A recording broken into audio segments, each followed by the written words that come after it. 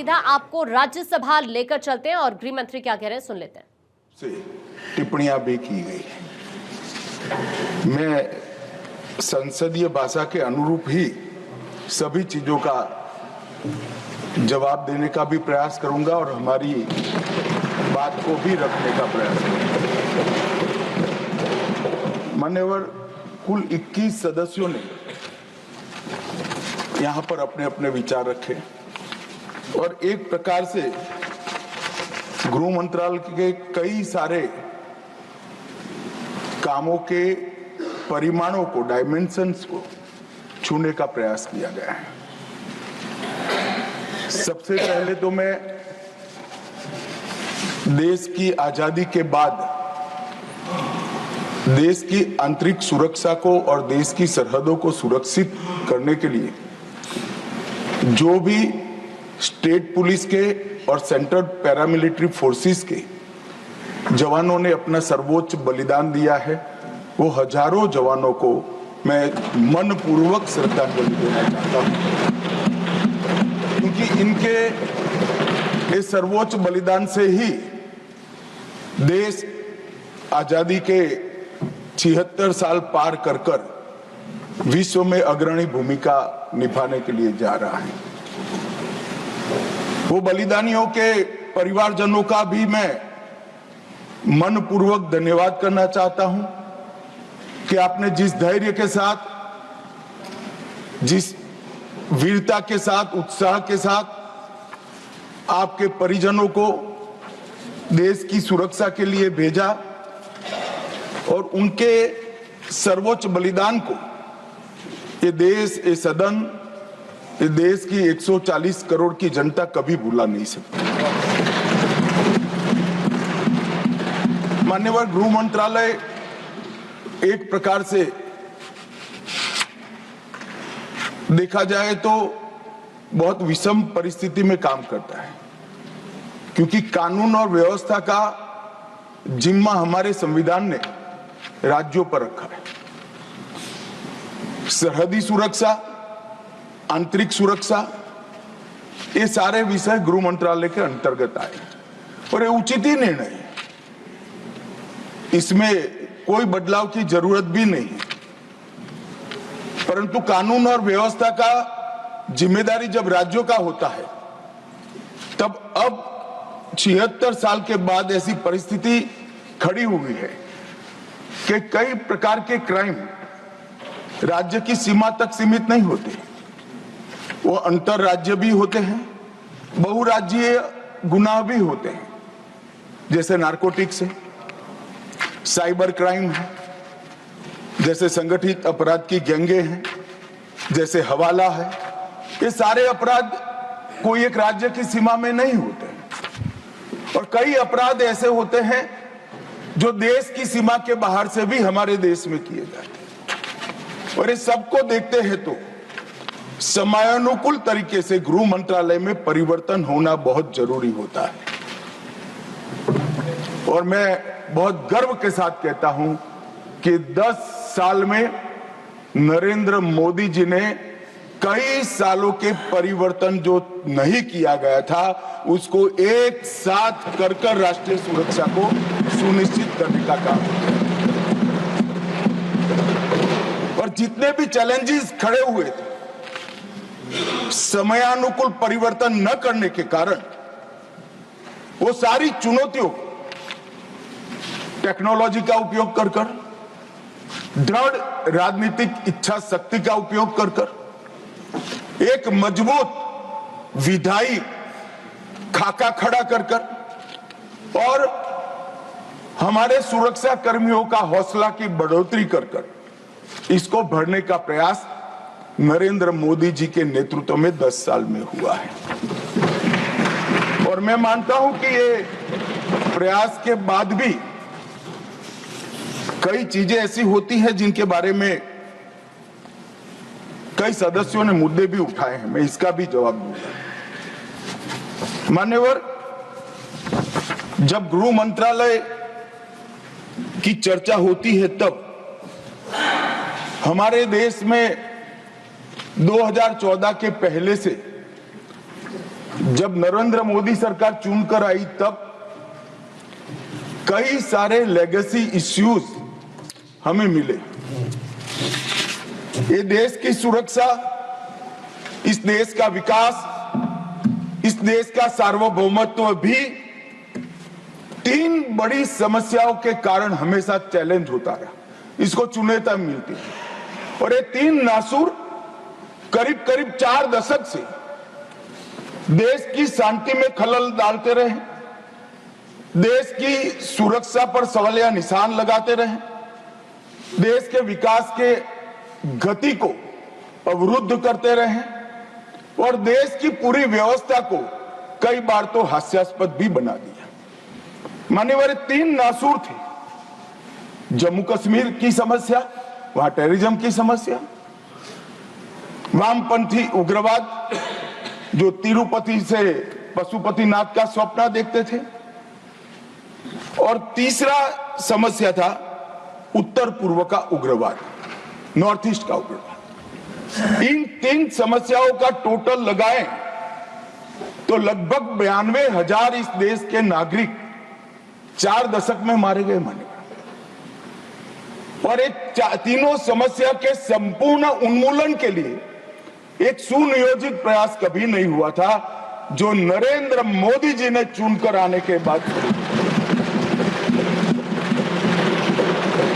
मैं सबसे पहले कश्मीर की बात करूंगा मान्यवर।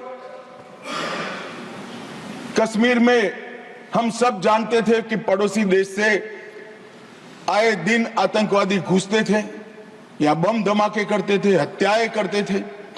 एक भी त्योहार ऐसा नहीं होता था जो चिंता के बगैर जाता था। और केंद्र सरकारों का रवैया लचीला होता था, चुप्पी साध जाते थे, बोलने में डर लगता था, कोई दुविधा भी थी, शायद वोट बैंक का भी डर था। नरेंद्र मोदी जी के आने के बाद आतंकवाद के खिलाफ 0 टॉलरेंस की नीति प्रधानमंत्री की ने। हमारे आने के बाद भी हमले हुए, उरी पर हुआ, पुलवामा पर हुआ। पहले हमले होते थे, कुछ नहीं होता था, कोई कुछ नहीं बोलता था, जवाब नहीं दिए जाते थे और लोग भूल जाते थे। दिल्ली के अखबारों में कोने में कहीं छपता था, आज 7 लोग शहीद हो गए, मारे गए, बम धमाका हुआ। मगर कोई संवेदना तक समाप्त हो जाए, वहां तक चीजें लिंगरिंग रहती गई, लिंगरिंग रहती गई, लिंगरिंग रहती। मोदी जी के आने के बाद उरी और पुलवामा में हमला हुआ। 10 ही दिन में पाकिस्तान के घर में घुसकर सर्जिकल स्ट्राइक और एयर स्ट्राइक कर जवाब दिया।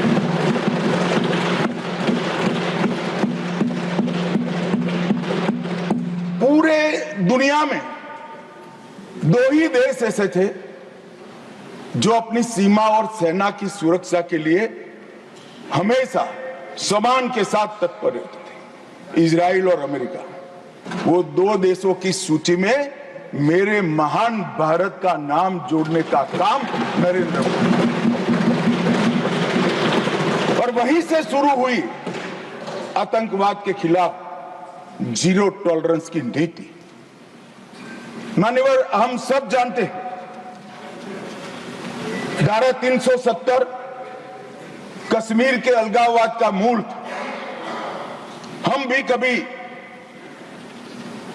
अलग हो सकते हैं, तो ये भाव के बीच धारा 370 के अंदर डाले गए थे। मगर हमारे संविधान निर्माताओं का भी मैं बहुत मनपूर्वक धन्यवाद करना चाहता हूं, बड़े दूरदर्शी थे। उन्होंने इसको टेम्पररी बनाया था और धारा 370 को हटाने का बीज भी धारा 370 में ही डाल दिया गया। मगर राजनीतिक मजबूरी, वोट बैंक की पॉलिटिक्स, हमारे पुरखों ने धारा 370 डाली है, हम नहीं हटाएंगे, ऐसी जिद धारा 370 को लेकर चलती रही, कई सालों तक चली। और मान्यवर, यही सदन में 5 अगस्त 2019 में मोदी जी ने धारा 370 को समाप्त हमारे संविधान निर्माताओं का वो स्वप्न कि एक देश में 2 प्रधान, 2 विधान, 2 निशान नहीं होंगे, कैसे हो सकते हैं?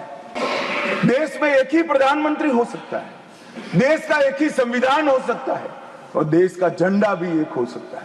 कैसे एक देश में 2 विधान, 2 प्रधान, 2 निशान हो सकते हैं? मगर चलाए गए, सालों तक चलाए गए और 5 और 6 अगस्त 2019 को इस देश में एक विधान, एक प्रधान और एक निशान का नया दौर, और वहीं से शुरू हुआ कश्मीर को हमेशा के लिए भारत के साथ एक रूप करने की प्रक्रिया। सबसे पहले डोगरी, हिंदी और उर्दू को राज्य की भाषा का स्टेटस दिया गया। मान्यवर, भ्रष्टाचार रोकने के लिए कोई एंटी करप्शन ब्यूरो की वहां रचना ही नहीं थी, क्योंकि रोकना ही नहीं चाहते थे। इतने सालों के बाद एंटी करप्शन ब्यूरो वहां बना। देश के सारे कानून वहां स्वीकार कर लिए गए, चाहे महिलाओं के अधिकार का हो, दलितों के अधिकार का हो, आदिवासियों के अधिकार का हो, बच्चों के अधिकार का हो, ये सारे कानून वहां स्वीकार कर लिए गए। पठानकोट से एक नाका परमिट रखी गई थी, एक भाव खड़ा करने के लिए कि देश के हिस्से में आप नहीं जा रहे हो। पठानकोट की नाका परमिट को नरेंद्र मोदी जी ने समाप्त कर और नया दौर शुरू हुआ, लोकतंत्र का, खुशहाली का, विकास का। आज ये कहते हैं क्या परिवर्तन आया है? मैं ध्यान से सुन रहा था, धैर्य न रहे ऐसे उकसाते थे, मगर मैं जवाब जरूर दूंगा। क्या परिवर्तन आया था? सुन लीजिए, 33 साल से आपके शासन में रात्रि के सिनेमा हॉल नहीं खुलते थे, सिनेमा हॉल ही नहीं खुलते थे हमारे शासन में। वहां 34 साल से मरहूम के जुलूस का, ताजिया का परमिशन नहीं था, हमारे समय में दिया गया। G20 की बैठक में दुनिया भर के डिप्लोमेट्स वहां शांति से गए, कश्मीर की संस्कृति, संगीत, खाना और कश्मीर की खूबसूरती को एंजॉय कर कर वो अपने अपने देश में वापिस गए। मान्यवर, इस देश में लाल चौक पर तिरंगा फहराने के लिए हम सब भी गए थे। प्रधानमंत्री और हमारे तत्कालीन राष्ट्रीय अध्यक्ष मुरली मनोहर जी के नेतृत्व में कन्याकुमारी से कश्मीर यात्रा निकली थी। यहां से बहुत सारे लोग उसमें होंगे।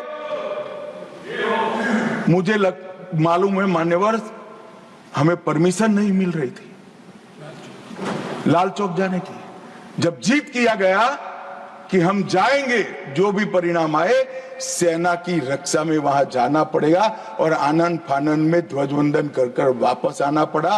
वो ही लाल चौक पर हर घर तिरंगा में, एक भी घर ऐसा नहीं था जहां तिरंगा नहीं। श्रीनगर में फॉर्मूला 4 कार रेसिंग हुआ, वही लाल चौक पर कृष्ण जन्माष्टमी का महोत्सव रंग चंग के साथ मनाया गया।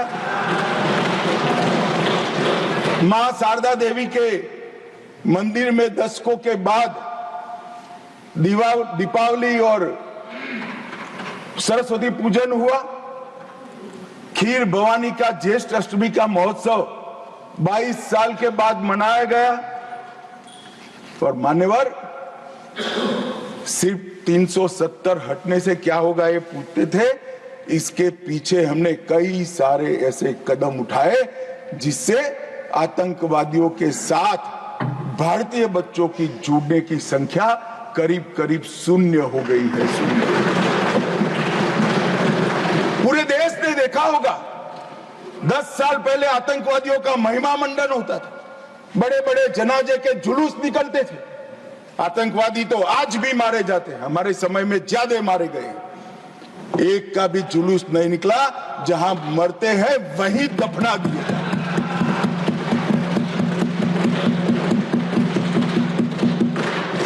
कोई आतंकवादी बन जाता था, उनके परिवारजन बड़े शौक से सरकारी नौकरी करते थे, तंत्र चलाते थे।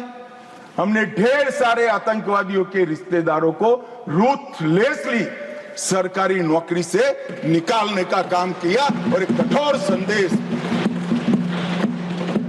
बार काउंसिल में उनके समर्थक बैठे थे, केस नहीं कर सकते थे, हड़तालें हो जाती थी। जो समर्थक बैठे थे वो सभी या तो दिल्ली की जेल में है या श्रीनगर की जेल में है। मान्यवर, आतंकवाद और आतंकवादी दोनों के समर्थकों सरकारी रोजगार, पासपोर्ट देने में और गवर्नमेंट कॉन्ट्रैक्ट के लिए हमने बिल्कुल बैन कर दिया, हिम्मत के साथ किया और आज लोग नहीं जुट रहे। और इसका परिणाम क्या हुआ मान्यवर? ये कहते हैं क्या हुआ 370 से। मैं आज हिसाब देने आया हूं क्या हुआ 370 हटाने के बाद। 6 साल हो गए मान्यवर। 2004 और 14 दोनों के बीच में जो कुल घटनाएं थी टेररिज्म की 7200 से 17 से घटकर 2242 तक। मैं 10 साल की कहता हूं, अंतिम 6 साल की नहीं कह रहा। मृत्यु टोटल जो था उसमें लगभग कुल मृत्यु में 70% की कमी आई।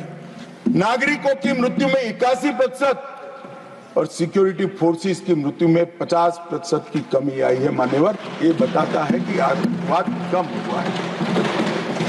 2010 से 14 में हर साल एवरेज ऑर्गेनाइज्ड स्टोन पेल्टिंग, पथराव 2654 के एवरेज से हुए। 24 में एक भी करने की किसी की हिम्मत नहीं। ऑर्गेनाइज्ड हड़ताल 132 हुई, आज किसी की हिम्मत नहीं है, एक भी हड़ताल नहीं होती है। स्टोन पेल्टिंग में नागरिकों की मृत्यु 112 और जख्मी 6000 हुए थे। अब स्टोन पेल्टिंग ही नहीं है तो मृत्यु या जख्मी होने का सवाल ही नहीं। मान्यवर, और इन कांग्रेस के शासन से किसी एक साल को पीक कर सबसे कम आंकड़े और भारतीय जनता पार्टी के शासन के एक साल में पीक कर सबसे कम आंकड़े इकट्ठा करते हैं तो 2004 का साल कांग्रेस के लिए सबसे अच्छा माना जाएगा, क्योंकि 2004 में अटल जी की सरकार गई थी। कुल घटनाएं उसमें 1517 हुई थी। ध्यान से सभी सदस्य सुने, ऐसा मेरा विनंती। 2004 में कुल घटनाएं 1587 हुई थी। 24 में कुल घटनाएं सिर्फ 85 हुई। नागरिकों की मृत्यु 2004 में 733 हुई थी, 2024 में सिर्फ 26 हुई। सिक्योरिटी फोर्सेस का मृत्यु 331 हुआ था और 2024 में 31 हुआ है। मान्यवर, ये परिवर्तन आया है। और कश्मीर के विकास के लिए भी जब शांति होती है, सुरक्षा होती है, लोकतंत्र बहाल होता है तो विकास अपने आप होता है। मगर कई सालों से कश्मीर की तिजोरी खाली थी। नरेंद्र मोदी जी ने 2015 में 80,000 करोड़ की 63 परियोजनाओं को जम्मू कश्मीर लद्दाख के लिए अप्रूव किया। और मान्यवर, मैं बताने आया हूं, मेरे खर्च का हिसाब कुछ लोग पूछ रहे थे। अरे भाई, थोड़ा कम हुआ होगा, हमने तो रखने का हिम्मत तो किया। आपके समय में तो खर्च का प्रोविजन भी नहीं कर सकते क्योंकि ऐसी स्थिति ही नहीं। मगर ऐसा नहीं है, खर्च नहीं हुआ है। 80,000 करोड़ में से 51,000 करोड़ का खर्च मान्यवर समाप्त हो चुका है और 63 में से 53 परियोजनाएं पूरी तरह से क्रियान्वित हैं। 19 से 24 में 40,000 सरकारी नौकरियां दी, 1,51,000 ओबीसी बच्चों को विश्वकर्मा योजना से स्वरोजगार दिया। 5184 यूथ क्लब स्किलिंग का काम कर रहे हैं। 18,000 युवाओं को खुद की टैक्सियां देने का काम हुआ। 15,000 महिलाओं को, युवा महिलाओं को तेजस्विनी के तहत 10 लाख तक का सहायता दिया और कई सारे रोजगार के सृजन हुए। मान्यवर, एकदम आकर्षक उद्योग नीति लाकर आज कई सालों के बाद कश्मीर में इन्वेस्टमेंट का माहौल खड़ा हुआ है। 12,000 करोड़ का इन्वेस्टमेंट जमीन पर उतरा है। 12,000 करोड़ का इन्वेस्टमेंट जमीन पर उतरा है और 1,10,000 करोड़ के एमओयू अभी क्रियान्वयन है। पूरे 70 साल में मान्यवर 14,000 करोड़ का इन्वेस्टमेंट आया था। ये 10 साल में 12,000 करोड़ के इन्वेस्टमेंट का उत्पादन शुरू हो चुका है। पर्यटन फिर से शुरू हो गया, परवान भी चढ़ा। 2023 में 2 करोड़ 11 लाख पर्यटक, आजादी के बाद सबसे ज्यादा पर्यटक मेरे जम्मू कश्मीर। पर्यटन के क्षेत्र में 250 करोड़ का निजी निवेश हुआ है। डल झील पर वितस्ता महोत्सव मनाया गया। डल झील में क्रूज बोट का शुभारंभ किया गया और यहां पर लोकतंत्र की दुहाई देते हैं। उनके शासन में मान्यवर पूरे कश्मीर में लोकतंत्र के नाम पर 90 विधायक और 6 सांसद हुआ करते थे। इतने बड़े कश्मीर में जनप्रतिनिधि, 90 विधायक और 6 सांसद। अब 34,262 जनप्रतिनिधि चुने हुए कश्मीर में हैं। ग्राम पंचायत भी है, तहसील पंचायत भी है, जिला पंचायत भी है, म्यूनिसिपैलिटी है, म्यूनिसिपल कॉर्पोरेशन भी है, विधानसभा भी है और संसद सदस्य भी है। 370 की आड़ में इसको बंद कर रखा। चिट्ठियों से जनप्रतिनिधि बनते थे, अब चुन कर आते हैं मान्यवर। और ब्लॉक विकास परिषद के चुनाव में 98.3% मतदान हुआ। अभी अभी लोकसभा का चुनाव हुआ 2024 में, एक भी गोली नहीं चली। गोली छोड़ो साहब, बूथ के रैगिंग की एक भी फरियाद भी नहीं हुई है पूरे जम्मू कश्मीर। एक जमाने में दिल्ली से गए हुए आका सिर्फ सर्टिफिकेट विजेता का लेकर जाते थे, जनता घरों में दरी की दरी बैठ जाते। आज 98% लोग वोट डालते हैं और एक भी बूथ के रैगिंग की फरियाद भी नहीं होती है, गोली भी नहीं चलती है, धमाका भी नहीं। कश्मीर के अंदर लोकतंत्र की नींव पहली बार डालने का काम किया तो इतिहास में सम्मान हमारे प्रधानमंत्री श्री नरेंद्र मोदी।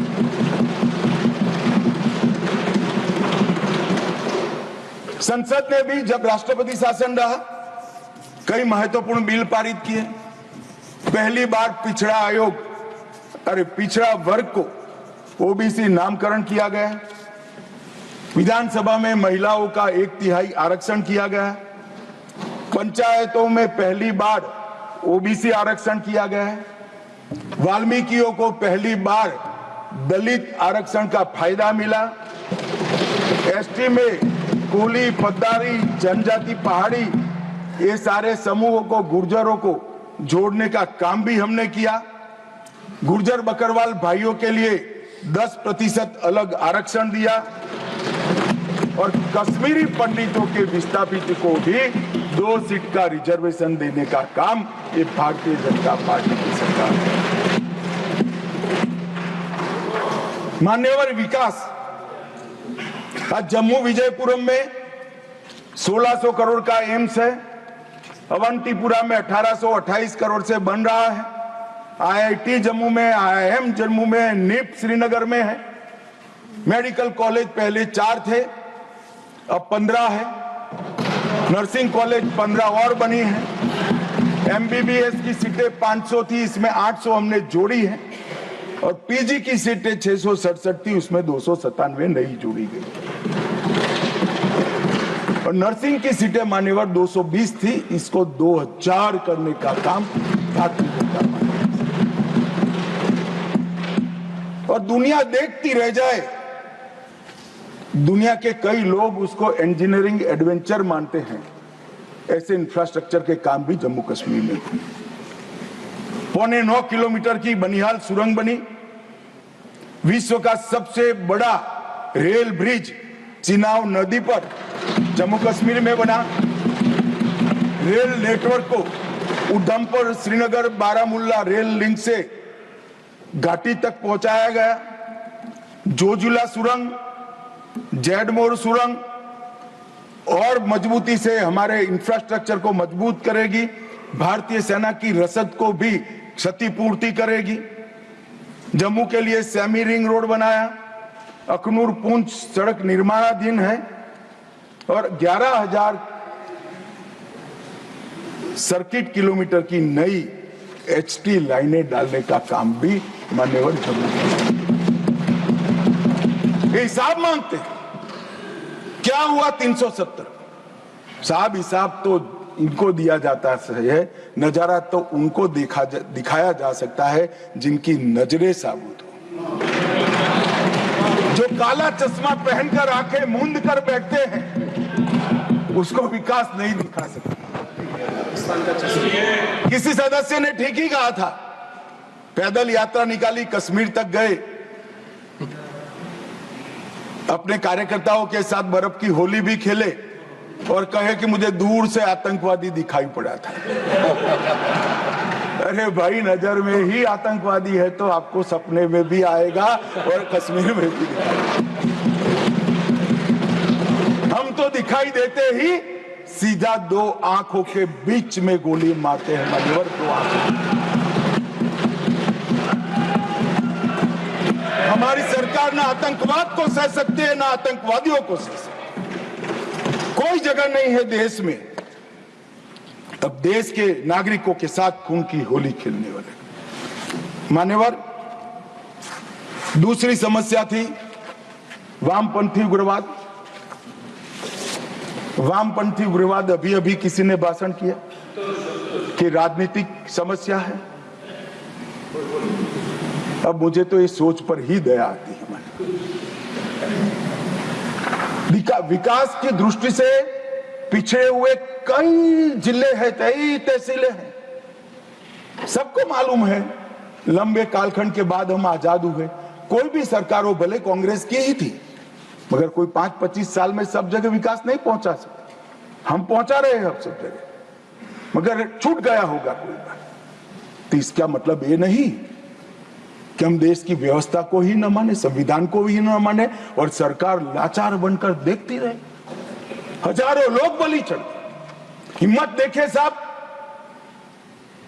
पशुपतिनाथ से तिरुपति तक का लाल कॉरिडोर, 12 राज्य, कई जिले, कई तहसीलें, कई थाने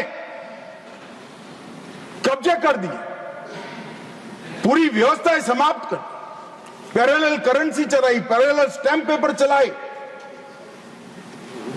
सरकारें बनाई, कोई बोलने वाला नहीं। मैं सबसे पहले एक बात इस सदन में जिम्मेदारी के साथ बताना चाहता हूं, 21 मार्च 2026 को इस देश से नक्सलवाद समाप्त।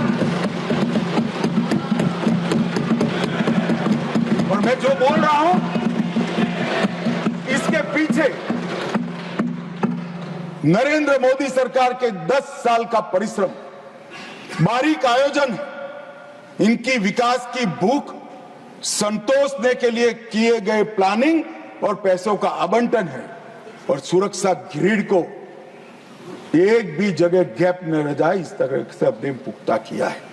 मान्यवर, संवाद, सुरक्षा और समन्वय, ये 3 सिद्धांतों को अपनाकर हमने नक्सलवाद के खिलाफ हमारी लड़ाई जारी की। मैं फिर से एक बार डीआरजी, एसटीएफ, सीआरपीएफ, आईटीबीपी और बीएसएफ के जवानों को ढेर ढेर बधाइयां देना चाहता हूं, जिन्होंने घंटों घंटों तक जहां सूर्य की किरण दिन दहाड़े भी ना पड़े ऐसे घने जंगलों के अंदर पानी पिए बगैर, खाना खाए बगैर, नींद लिए बगैर इस समस्या के समाधान के लिए अपना सर्वोच्च बलिदान दिया है। मान्यवर, हमने नवीनतम टेक्नोलॉजी के साथ नक्सलवाद के खिलाफ लड़ने की शुरुआत की।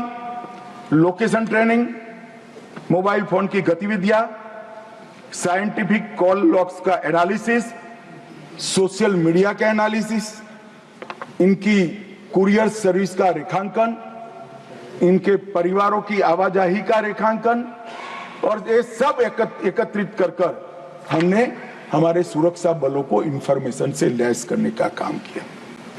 ड्रोन सर्वेलेंस, सैटेलाइट इमेजिंग, ये दोनों का आर्टिफिशियल इंटेलिजेंस के साथ मिलकर सॉल्यूशन निकाला, नतीजे निकाले, और इसके आधारित डेटा एनालिसिस कर हमने सटीक जगहों से हमारे सुरक्षा बलों को लैस किया, जिसके आधार पर उन्होंने काम किया। मान्यवर, इसमें भी मैं कांग्रेस के शासन और हमारे शासन का कंपैरिजन देना चाहता हूं। कोई ऐसा ना समझे कि मैं कांग्रेस का क्यों दे रहा हूं। 10 साल के बाद मेरी जगह कोई और भाजपा का गृह मंत्री आएगा तो आपका नहीं देगा, हमारा और हमारा करेगा। हमारे पहले आप थे इसलिए आपका कर रहा हूं भैया। 2004 से 14 कांग्रेस की सरकार थी, हिंसक घटनाएं हुई थी 16,463 और 53% इसमें कमी आई। सुरक्षा बल मारे गए थे 1851, अब 10 साल में मारे गए 509, 73% की कमी, और नागरिकों की मृत्यु 4,766 से कम होकर 1495 70% की कमी। मैं दो शासन एक ही जगह पे एक ही कालखंड में अलग अलग विचारधारा के होते हैं तो कैसा परिणाम आता है इसके नतीजे बताना चाहता हूं। मेरी बात कुछ सदस्यों को ठीक नहीं लगेगी, मगर नक्सल को पॉलिटिकल समस्या समझने वाले शासन जब होता है तब क्या होता है, और विकास के साथ साथ सुरक्षा की दृढ़ता के साथ काम करने वाला शासन आता है तो क्या होता है। 2023 दिसंबर में छत्तीसगढ़ में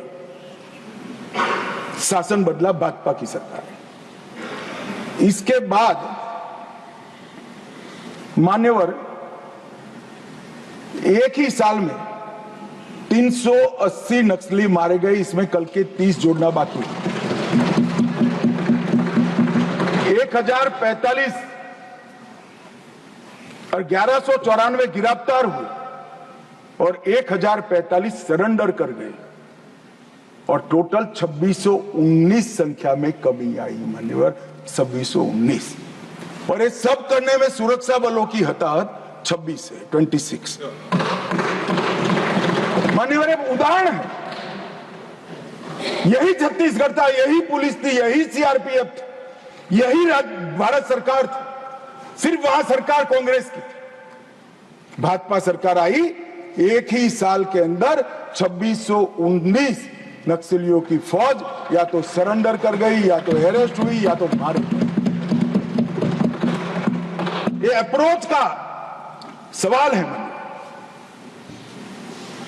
मान्यवर, सुरक्षा की ग्रिड मजबूत करने का सवाल। कांग्रेस के शासन में कुल 2014 तक 66 फोर्टिफाइड पुलिस स्टेशन थे, इसमें से 32 अटल जी की सरकार में बने थे, और मोदी सरकार ने 10 वर्ष में 66 के बनाम 612 फोर्टिफाइड पुलिस स्टेशन बनाए। मोस्ट इफेक्टेड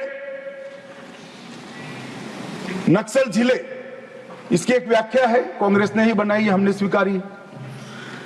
2014 में 126 थे, अब उसमें से 12 बचे हैं, और मैं कह चुका हूं 31 मार्च 26 को मैं शून्य लेकर यहां हूं।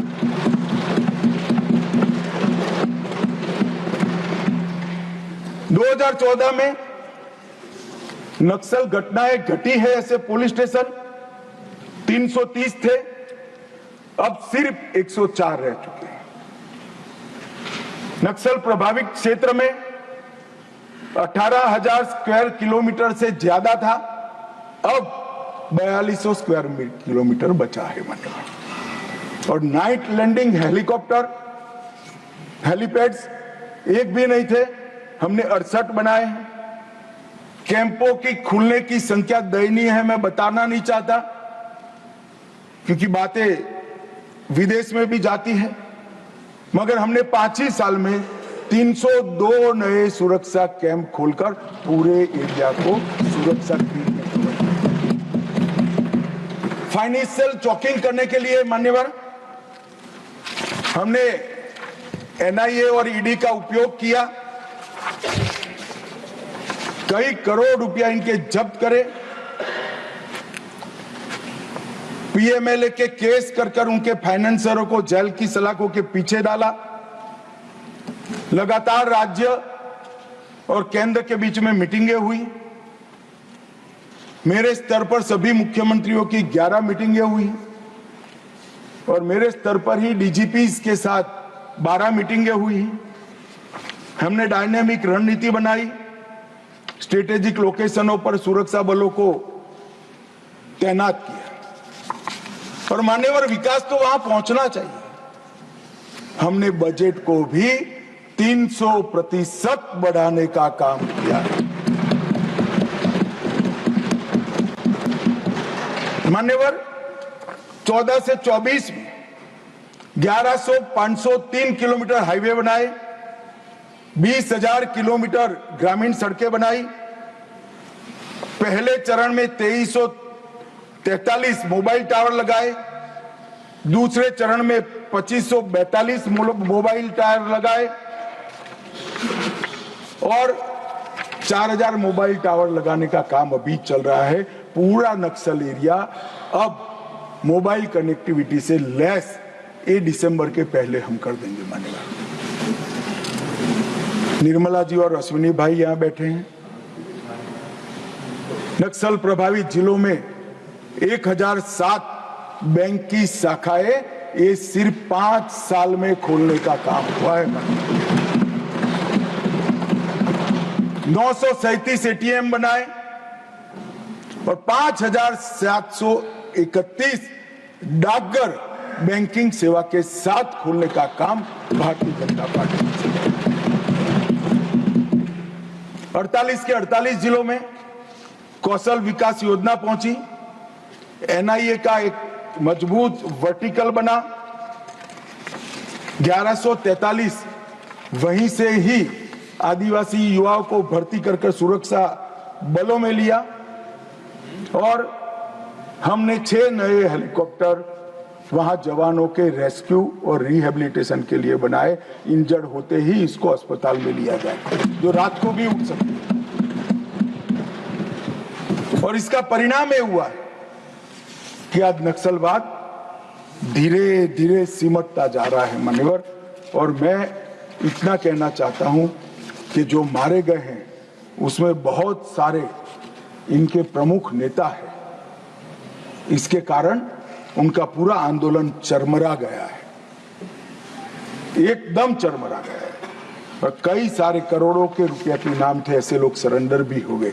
मारे गए जोनल कमेटी के मेंबर 1, सब जोनल कमेटी के 5, स्टेट लेवल कमेटी के 2, डिविजनल कमेटी के 31 और 59 एरिया कमेटी के मेंबर मारे गए मान्यवर। ये आंकड़ा कभी भी आत्मसमर्पण के लिए भी हम लचीली पॉलिसी लेकर आए और जो लोग हमारी सरकार की घोषणाओं के पीछे मखौल उठाते कि कई सरकारें बदल गई, कुछ नहीं हुआ, मैं बड़े आनंद और विश्वास के साथ कहना चाहता हूं, ये सरकार के रहते ही ये देश नक्सल समस्या से मुक्त हो जाएगा मान्यवर। इसमें किसी को सरकार जब इच्छा होती है तो बहुत कुछ होता है, मगर इच्छा होना बड़ा महत्वपूर्ण होता है मान्यवर। नॉर्थ ईस्ट की समस्या को भी कमोबेश हम समाप्त करने के कगार पर है मान्यवर। वहां पर भी हिंसक घटनाओं में 70% की कमी, हताहत सुरक्षा बलों में 72% की कमी और हताहत नागरिकों की संख्या में 85% की कमी है।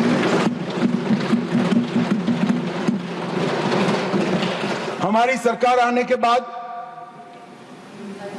हमें सब हथियारी ग्रुपों से बातचीत की मान्यवर।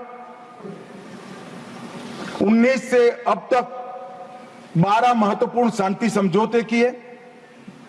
2020 में NLFD के साथ, 21 में ब्रू रियांग के साथ, 22 में कार्बी के साथ, 2022 में आदिवासियों के साथ, आदिवासी संगठनों के साथ, 2022 में असम मेघालय अंतरराज्यीय सीमा का समझौता, 2023 में DNLA, UNLF और उल्फा का समझौता, असम और अरुणाचल प्रदेश का अंतरराज्यीय सीमा का समझौता, 24 में त्रिपुरा के साथ समझौता, NLFT और ATTF के साथ समझौता।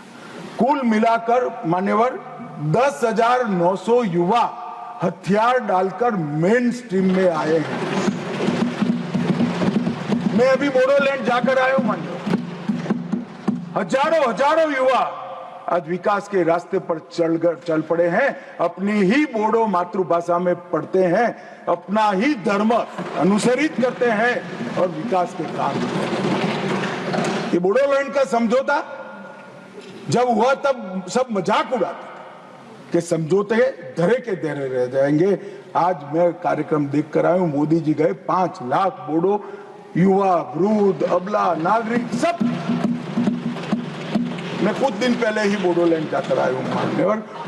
परिस्थिति बदल गई है। आसाम के अंदर 5 लाख करोड़ का इन्वेस्टमेंट का MOU होता है। एक आसाम के अंदर इंडस्ट्री एक जमाने में स्वप्न माना जाता था, आज वहां पर शांति है मान्यवर। अब सपा की परिधि को भी 70% तक हमने कम कर दिया है और मान्यवर ब्रू पुनर्वास समझौता जो है, मैं सदन का ध्यान जरूर देना चाहता हूं, क्योंकि अपने ही देश में मिजोरम से भागकर त्रिपुरा में बिल्कुल दयनीय जीवन जीने वाले अपने ही आदिवासी भाई थे मान्यवर। एक घर में, एक झोंपड़ी में, घर तो क्या होता है, एक झोंपड़ी में 18 लोगों का परिवार रहता था मान्यवर। और राहत के नाम पर यहां से पर व्यक्ति 2 किलो चावल जाता था। हमने सबके सब 37,000 ब्रू रियांग परिवारों को 150 यार्ड का घर दिया, एक सामुदायिक भवन दिया, स्कूल दी, हेल्थ केयर का एक पास में ही दवाखाना दिया और सभी घरों से 2 युवाओं को स्किलिंग कर आज उनको स्वरोजगार की दिशा में आगे बढ़ा रहे हैं। मैं 8 महीने पहले वही क्षेत्र को देखकर आया हूं जो मैंने 5 साल पहले देखा था। आसमान जमीन का फर्क पड़ा है और सारे ब्रू रियांग भाई दोनों हाथ जोड़-जोड़कर अपने ईश्वर से नरेंद्र मोदी को दुआ देते थे, मांगते थे कि भगवान भला करे। 6,935 परिवार, 37,584 लोग, उनको नर्क के जीवन से बाहर निकालने का काम नरेंद्र मोदी सरकार ने किया। ये जो कहते हैं ना, संवेदनशीलता चाहिए। संवेदनशीलता क्या होती है, थोड़ा समय निकालकर ये ब्रू भाई के घर पर जाकर एक चाय पीकर आइए तो मालूम पड़ेगा संवेदनशीलता क्या होती है। मान्यवर, हमने विकास के बजट में भी 153% की वृद्धि की। तेल मिशन, बांस मिशन, जैविक खेती और अंडा, मच्छी और दूध में नॉर्थ ईस्ट का इंडिविजुअल 8 राज्य आत्मनिर्भर हो, ऐसी कार्य योजना बनाकर हमने समृद्धि के रास्ते खोले। मान्यवर, 17 विद्युत परियोजनाएं, 40 जल आपूर्ति, 44 शिक्षा की, 43 स्वास्थ्य की, 7 खेल की और 4 पर्यटन की नई परियोजनाएं 70% भारत सरकार के बजट से गई। रेलवे में 81,900 करोड़ का इन्वेस्टमेंट, सड़क में, हाईवे में 41,500, ग्रामीण सड़क में 47,000 और 64 नए एयर रूट और हेलीकॉप्टर रूट को शुरू कर एयर कनेक्टिविटी को भी हमने पुख्ता किया है। इससे मान्यवर दिल्ली और नॉर्थ ईस्ट का भौतिक अंतर तो कम हुआ है, ये तो एक सिद्धि है ही है, परंतु इससे बड़ी सिद्धि है मोदी जी ने दिल्ली और नॉर्थ ईस्ट के दिलों का अंतर भी कम कर दिया। मान्यवर, आज सबको लगता है कि हम भारत का हिस्सा हैं। वाइब्रेंट विलेज के तहत अकेले अरुणाचल में 4800 करोड़ रुपया भारत सरकार ने इन्वेस्ट किया है। चोटियों पर बसे गांव जो मानते थे कि हम भारत का अंतिम गांव है, मोदी जी ने एक बड़े सरल शब्द से भारत के अंतिम गांव को भारत का पहला गांव देख लिया। मैं किबुत्ज में गया था, भाई किरण भी मेरे साथ। पहला गांव कहते ही जो नई ऊर्जा का संचार मैंने वो चोटियों पर रहते हुए हमारे नागरिक भाइयों के मन में देखा है, शरीर में देखा है और उनके उत्साह में देखा है, मान्यवर, वो अवर्णनीय था। और ये सारी सिद्धियां ऐसे नहीं आती, दृढ़ राजनीतिक इच्छा शक्ति चाहिए, वोट बैंक की चिंता करे बगैर कठोर फैसले लेने का मादा चाहिए और देश की समस्या ही का निवारण ही अपना लक्ष्य है, इस दृष्टि से काम करने की नीति चाहिए। इसके साथ साथ मोदी जी ने आतंकवाद के खिलाफ जीरो टॉलरेंस को धार देने के लिए कानूनी आधार भी बड़ा मजबूत किया। 2 अगस्त 2019 में एनआईए एक्ट में संशोधन कर नए अपराधों को समाये, विदेश में भी जांच का अधिकार मिला, यूएपीए में भी संशोधन कर दिया गया, आतंकवादियों की संपत्ति जब्त करने का हमें अधिकार मिला, व्यक्तियों को भी आतंकवादी घोषित करने का अधिकार मिला, डी रेडिकलाइजेशन के प्रयासों को भी कानूनी ताकत देने का काम हुआ, मैक को रिवैम्प किया गया, मैक के अंदर साइबर सुरक्षा, narco terrorism, gun running, organise crime और उभरते हुए कट्टरवादी हॉटस्पॉट मैक के रिपोर्टिंग का हिस्सा बनाए गए, नेशनल मेमोरी बैंक बनाया गया और नए जो संशोधन करे, मुझे बरोबर याद है कि दिग्विजय जी कहते थे इसका दुरुपयोग हमारे सामने होगा। दिग्विजय जी, आपके सामने नहीं हुआ। जब मैं एनआईए का संशोधन लेकर आया तब मुझे बरोबर याद है दिग्विजय सिंह कि इसका दुरुपयोग होगा, आपके सामने नहीं हुआ। हमने 57 आतंकवादियों को आतंकवादी घोषित किया, जिसने देश की सर्वोच्च अदालत ने मान्य 23 संगठनों को मान्य।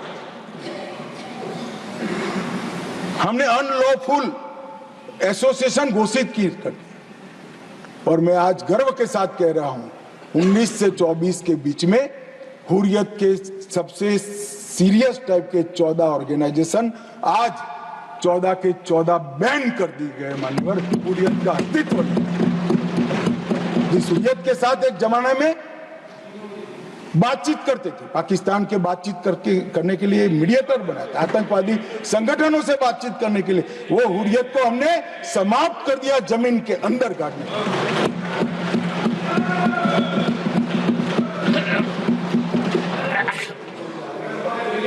मान्यवर, पीएफआई पूरा सदन जानता है, यहां बैठे या वहां बैठे सब मानते कि पीएफआई आने वाले दिनों में देश के लिए बड़ा खतरा था, मगर जो खतरों को दूर से नहीं देखते वो देश को खतरों से नहीं बचा सकते। मुक्त दर्शक बनकर, मुक्त प्रेक्षक बनकर खतरों को देख नहीं रहे सकते। जिनके हाथ में शासन की कमान होती है, इनकी जिम्मेदारी होती है खतरों को दूर से देखकर उसको उगने से पहले, उठने से पहले समाप्त कर देना। हमने पीएफआई पर बैन लगाया, एक साथ देश के 24 राज्यों में रेड डालकर पीएफआई के एक एक बंदे को उठाकर जेल की सलाख होकर आज संपूर्ण गतिविधि समाप्त हो गई। कुछ लोग पंजाब में भी बिंडरान वाले बनने का प्रयास भी किया, आगे भी बढ़े। सरकार हमारी नहीं थी, फिर भी यही गृह मंत्रालय ने दृढ़ निश्चय कर आज वो असम की जेल में आराम से गुरु ग्रंथ साहब का पाठ।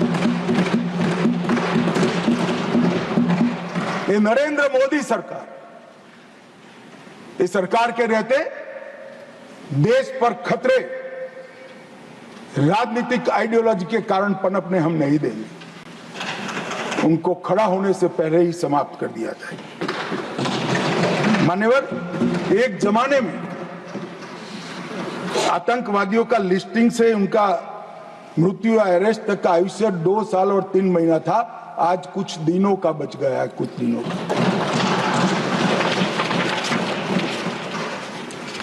हमने 15 सूत्रीय इंटीग्रेटेड योजना बनाई जिसमें जिहादी आतंकवाद के लिए नॉन प्रॉफिट ऑर्गेनाइजेशन और हवाला, इस पर तवाई की। वामपंथी उग्रवाद, कश्मीरी उग्रवाद, कश्मीर के अंदर उग्रवाद, fake Indian currency note, narcotics, narco terror का लिंक, खालिस्तान समर्थक उग्रवाद, रेडिकलाइजेशन के प्रयास, फाइनेंसिंग और अवैध हथियारों की तस्करी, ये 25 के 25 आयामों को हमने एनआईए के अंदर जकड़कर कानूनी आधार देकर इन पर कानून का शिकंजा कसने का काम किया। ह्यूमन ट्रैफिकिंग का देश की सुरक्षा के विरुद्ध उपयोग, साइबर आतंकवाद, विस्फोटक पदार्थ अधिनियम का उपयोग, आर्म्स एक्ट में अमेंडमेंट और इस सभी को एनआईए के दायरे में लाने का काम। एक संपूर्ण सर्कल हमने पूरा किया है। जहां से भी देश की सुरक्षा के खतरा हो सकता था, वो 25 की 25 चीजों को एक सर्कल में लाकर एनआईए के अधीन किया है। और मान्यवर, एनआईए में 1244 पद हमने सृजित किए, 16 नए ब्रांच खोले, 2 नए जोनल कार्यालय खोला गया। इसके साथ साथ एनआईए के परफॉर्मेंस पर कुछ लोग बोल रहे थे, आज बैठे नहीं है, वॉकआउट कर गए। 652 मामले, जब यूएपीए लगता है तक एक ट्रिब्यूनल भी होती है और सुप्रीम कोर्ट तक केस जाता है कि यूएपीए लगाया वो ठीक है या नहीं है। मैं मेरी सरकार का रिकॉर्ड कहने आया हूं साहब, 652 मामले में से एक भी मामले में सुप्रीम कोर्ट तक एक भी केस को अनुचित घोषित नहीं किया गया। ये 652 मामलों में से 516 में चार्जशीट दायर करे गए, 157 मामलों में जजमेंट्स आ गया है और 150 मामलों में सजा दी गई है। मान्यवर, 95% दोष का दर। दुनिया भर की टेरर एजेंसी के बीच में एनआईए का दोष सिद्धि का दर, मैं गर्व से इस सदन को कहना चाहता हूं, सबसे ऊंचा है, सबसे हाईएस्ट। हमने एनआईए को अब डीआरडीओ के साथ समझौता कराकर केमिकल, न्यूक्लियर, बायोलॉजिकल, टेररिज्म के मामले के लिए भी तैयारी शुरू की है। एनआईए के अधिकारों को अंतर्राष्ट्रीय एक्सपोजर देने के लिए एग्रीमेंट भी किए हैं और एनआईए और सेंट्रल फोरेंसिक साइंस लेबोरेटरी के साथ एक अनुबंध खोलकर सीएसएफएल में टेररिज्म के खिलाफ भी एक नया वर्टिकल हमने शुरू करने का काम किया है। मान्यवर, हमने इसके साथ साथ मैक को भी सुदृढ़ किया है। मैक में मोदी जी की सरकार आने के बाद काउंटर टेररिज्म की एक अलग व्यवस्था की गई। 72,000 रिपोर्ट उसमें जनरेट हुए हैं। और मैंने भी समीक्षा की है मान्यवर, और ये जानकारी को गोपनीय रखने के लिए इसको एक बहुत अच्छे कम्युनिकेशन चैनल से जिले तक, पुलिस स्टेशन तक पहुंचाने की सुरक्षा भी, व्यवस्था भी इस 10 साल के अंदर ही मान्यवर खड़ी हुई। और नेट ग्रिड के माध्यम से कई सारे आरोपियों को पकड़ने के लिए 35 से ज्यादा डेटा को एक ही जगह पे एकत्रित कर ये लड़ाई को हमने और पुख्ता किया है। मान्यवर, कुछ सदस्यों ने ड्रग के लिए अपनी चिंता व्यक्त की। मैं भी मानता हूं ये बहुत गंभीर समस्या है, मगर सदन को और सदन को माध्यम से देश को मैं बताना चाहता हूं।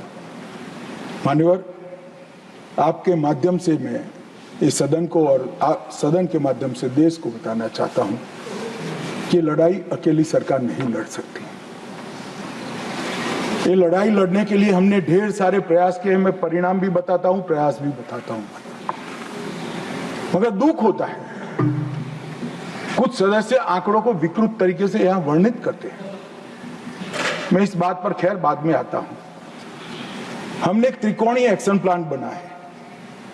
ड्रग की सप्लाई चेन पर रुथलेस अप्रोच के साथ हमला करना, डिमांड रिडक्शन के लिए एक स्ट्रेटेजिक अप्रोच अपनाना और हार्म रिडक्शन के लिए ह्यूमन अप्रोच।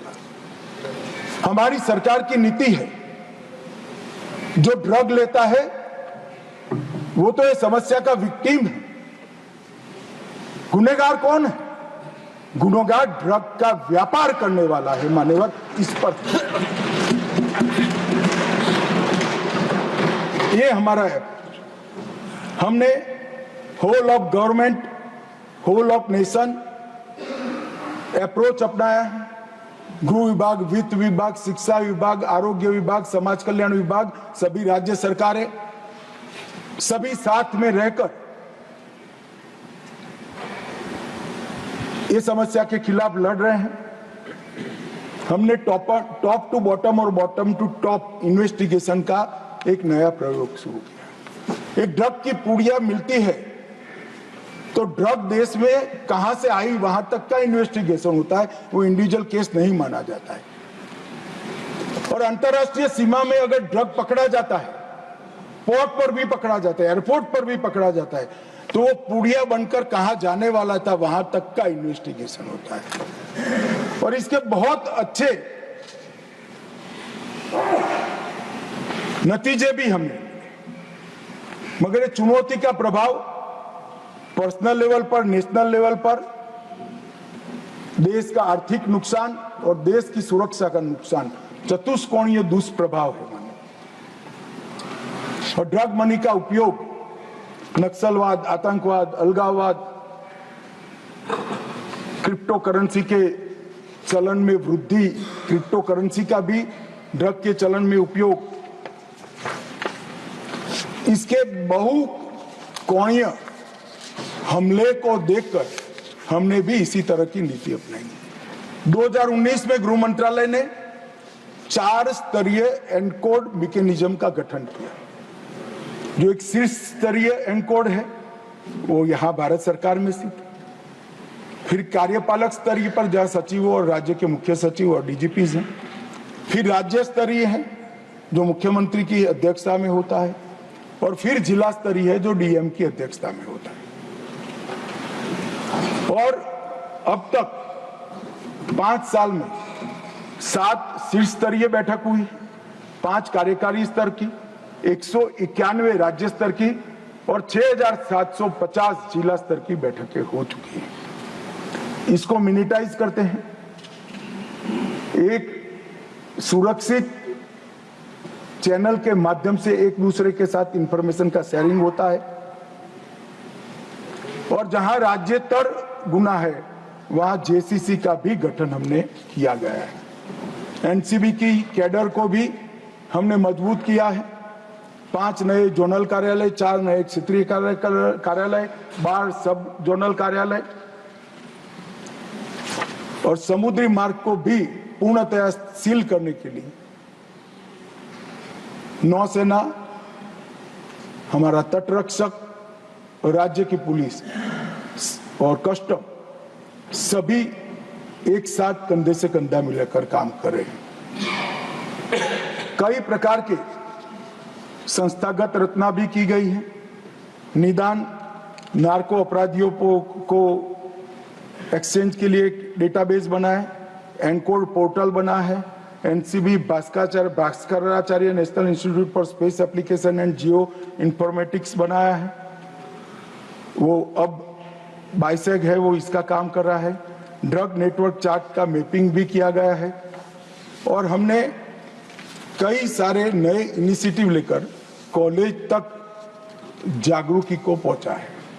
संपत्ति की जब्तियां और कई प्रकार के कठोर कानूनों से हमने इस पर अटैक किया है और परिणाम आया है मान्यवर, जो आंकड़े मेरे एक साथी ने भी एक अलग दृष्टिकोण से बताया। मगर मैं अप्रोच में बदलाव सरकारें बदलने के साथ कैसे होता है वो बताना चाहता हूं। अंतरराष्ट्रीय स्तर पर हमारे पड़ोस के 2 एरिया गोल्डन ट्रायंगल और गोल्डन क्रेसेंट के नाम से जानते थे। वो गोल्डन ट्रायंगल और गोल्डन क्रेसेंट इसलिए कहे जाते थे कि वहां से ड्रग उत्पन्न होकर पूरी दुनिया में जाती थी, पैसा कमाने का जरिया था। हमने बहुत प्रयास कर पूरी दुनिया ने आज इसको डेथ ट्रायंगल और डेथ क्रेसेंट के नाम से स्वीकारना शुरू किया है। माननीय नजरिए का बदलाव, ड्रग व्यापार नहीं है, पूरी दुनिया के युवाओं के लिए खतरा है, नस्लें बर्बाद करने का साधन है। और अब डेथ ट्रायंगल और डेथ क्रेसेंट को पूरी दुनिया अलग अलग करने के लिए एकजुट होती जाती है। मान्यवर, मैं फिर से एक बार 4 से 14 और 14 से 25 की कंपैरिजन कहना चाहता हूं, किसी को बुरा नहीं लगना चाहिए। जब्त ड्रग्स 2004 से 14 में 25 लाख किलोग्राम थी और अब बढ़कर 1 करोड़ किलोग्राम से ज्यादा हुआ। अब कुछ सदस्यों ने कहा कि आपके समय में बढ़ गया। अरे भैया, बढ़ नहीं गया, पहले से बढ़ा हुआ था, हमने पकड़ना शुरू किया जो आप नहीं पकड़ते थे। क्या नजरिया है हमारा? खून की संख्या घटाने के लिए खूनी को न पकड़ो, क्या बात हो गई?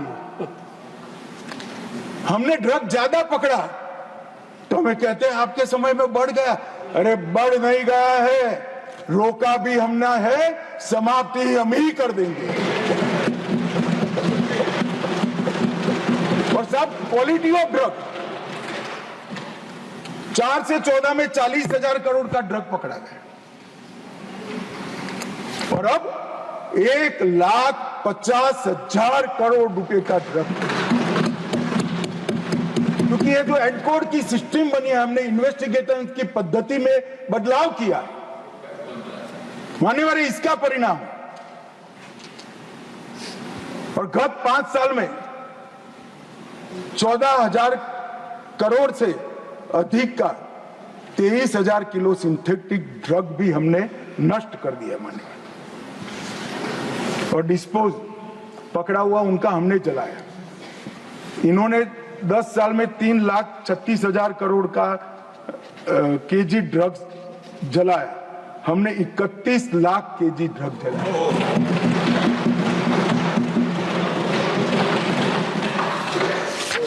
हमने टोटल देश भर में 72 लेबोरेटरी सिंथेटिक ड्रग बनाने की, पहले एक भी नष्ट नहीं हुई, 4 से 14, हमने 72 लेबोरेटरी को पकड़कर नष्ट करने का काम किया है, इनकी संपत्ति को। अफीम की विनिष्टीकरण, एकड़ में मैं आंकड़ा कहता हूं, पहले मैक्सिमम आंकड़ा 300 एकड़ था आपके जमाने में, 2020 में 10,700 एकड़, 21 में 11,200 एकड़, 22 में 13,700 एकड़, 23 में 31,000 एकड़ और 24 में जून तक 10,000 एकड़। पहले 300 एकड़ से बढ़ता नहीं था। हमने ड्रोन का उपयोग कर सैटेलाइट का उपयोग कर अफीम की खेती को नष्ट किया। अफीम ही नष्ट कर देते हो तो न बचेगा बांस, न बनेगी बांसुरी। मान्यवर, ड्रोन, सैटेलाइट और आधुनिक तकनीकों का हमने उपयोग भी किया है और कुछ मामले कांग्रेस के समय में 1,73,000 दर्ज हुए थे, हमने 6,56,000 मामले। कांग्रेस के समय में पीट एनडीपीएस का उपयोग एक भी बार नहीं किया गया था। हमने 2,453 लोगों को पीट एनडीपीएस के तहत जेल में डाला, जिसमें बेल का प्रावधान नहीं है। मान्यवर, अंतर्राष्ट्रीय सीमा से ड्रग अफगानिस्तान से लंका की ओर जाता है। ये बार बार आरोप करते हैं कि गुजरात से ड्रग क्यों पकड़ा जाता है, गुजरात से ड्रग क्यों पकड़ा। मैं तो चाहता हूं हर राज्य पकड़े भाई, और ये अंतर्राष्ट्रीय सीमा से पकड़ा जा रहा है क्योंकि हमारी सरकार का नियम है 1 किलो ड्रग भारत में न आने देंगे, न भारत से कहीं बाहर जाने देंगे। और इसलिए गुजरात और महाराष्ट्र के दरिया किनारों से करोड़ों लाखों करोड़ों का ड्रग पकड़ा गया। सागर मंथन 1, सागर मंथन 2, सागर मंथन 3, तीनों एक्सरसाइज में कई किलो ड्रग पकड़ा गया। दिल्ली और गुजरात, दिल्ली और पंजाब, दिल्ली और कर्नाटक, कई राज्यों ने संयुक्त अभियान भी चलाए। मान्यवर, हमने मिशन स्पंदन से ड्रग एडिक्ट्स को आइडेंटिफाई कर उनको नशा मुक्त करने का भी एक बहुत बड़ा अभियान चला है। मगर समाज कल्याण विभाग चलाता है, आरोग्य विभाग चलाता है।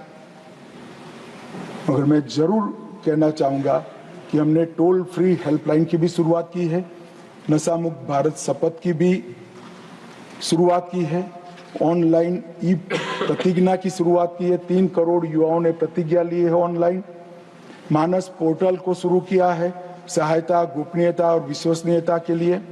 मानस हेल्पलाइन 1933 भी उपलब्ध है, जिस पर 39,843 नागरिकों ने अपने बच्चों को ड्रग से मुक्त कराने की रिक्वेस्ट की है और 95% लोग रिहेबिलिटेशन का कोर्स पूरा कर चुके हैं।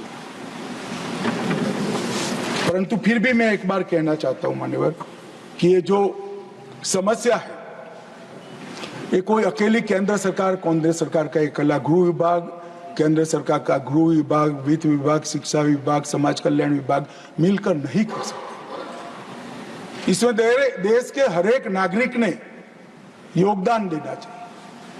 कहीं पर भी अगर अपने आसपास में कोई बच्चा ऐसे लक्षण पाए जाते हैं कि वो ड्रग एडिक्ट होने का संभावना है, इनके बिहेवियर में परिवर्तन दिखता है, कहीं पर भी ड्रग बेचने की सूचनाएं मिलती है, तो जरूर हमारे ऑनलाइन पोर्टल पर आप सूचना दीजिए। गोपनीयता भी बनी रहेगी, बच्चे का सामाजिक जीवन भी हम बर्बाद नहीं होने देंगे और इसको ड्रग एडिक्ट से मुक्त कराकर वापिस आपके घर में बेचने की हम व्यवस्था। मगर ये सहयोग जब तक नहीं मिलता, सरकार अकेली कुछ नहीं कर सकती। परंतु ये सुनिश्चित है कि ड्रग के कारोबार से पैसा कमाने वाले, ड्रग में कमाए हुए पैसे को आतंकवाद की गतिविधियों में भेजने वाले किसी को बख्शा नहीं जाएगा। और मान्यवर, एक ड्रोन का जिक्र हुआ, मैं ये भी सदन को कहना चाहता हूं, हम बहुत नजदीक एक कंप्लीट ड्रोन रोधी सॉल्यूशन के प्राप्त करने में। हमारे 6 एक्सपेरिमेंट हुए हैं, अब 6 के 6 एक्सपेरिमेंट के प्लस प्लस प्लस को इकट्ठा होकर एक मॉडल बनने जा रहा है मान्यवर, और मुझे आशा है कि 6 माह के अंदर ही एक कंप्लीट सॉल्यूशन ड्रोन रोधी मॉड्यूल का इंडिजीनियस आत्मनिर्भर भारत का प्रतीक जैसा सॉल्यूशन डीआरडीओ और हमारी संस्था लेकर। मान्यवर, मैं जब गृह विभाग की बात लेकर आया हूं तब ये भी जरूर कहना चाहता हूं कि कानून और व्यवस्था एक प्रकार से राज्य का इस विषय है,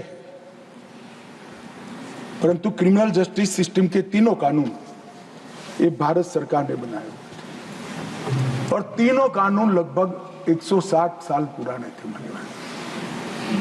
सन 57 की क्रांति के बाद अपने शासन को मजबूत करने के लिए बनाए गए कानून। उसमें कहीं नागरिक की चिंता नहीं, नागरिक के शरीर की चिंता नहीं थी, संपत्ति की चिंता नहीं थी, सम्मान की भी चिंता नहीं थी, सरकार को सुरक्षित रखने की चिंता थी। और दुर्भाग्य देखिए इस देश का कि 75 साल तक अंग्रेजों के बनाए हुए कानून, अंग्रेज की पार्लियामेंट ने बनाए हुए कानून, अंग्रेज सरकार को मजबूत करने के लिए बनाए गए कानून ऐसे ही चलते रहे। हम सब जिम्मेदार हैं, परंतु प्रधानमंत्री जी ने पंच प्रण की घोषणा लाल किले से की, गुलामी के प्रतीकों से मुक्ति का आह्वान किया देश का, और मान्यवर 1 जुलाई 2024 से 3 नए आपराधिक कानून, भारतीय न्याय संहिता 2023, भारतीय नागरिक सुरक्षा संहिता 2023 और भारतीय साक्ष्य अधिनियम 2023 इस देश की संसद ने पारित किए हुए कानून।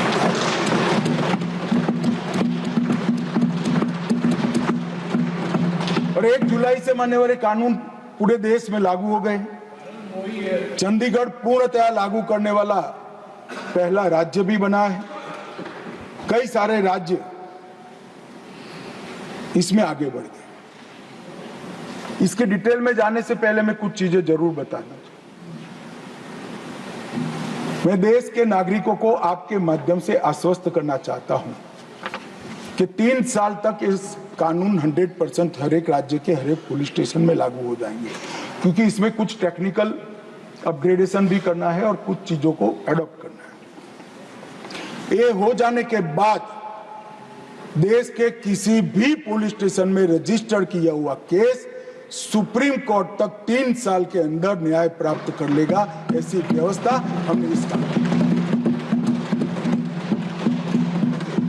मैं बेरोक टोक कह सकता हूं, विश्वास के साथ कह सकता हूं, 20वीं शताब्दी का ये सबसे बड़ा रिफॉर्म है। और तकनीक की दृष्टि से हमारे कानून विश्व भर में आधुनिक,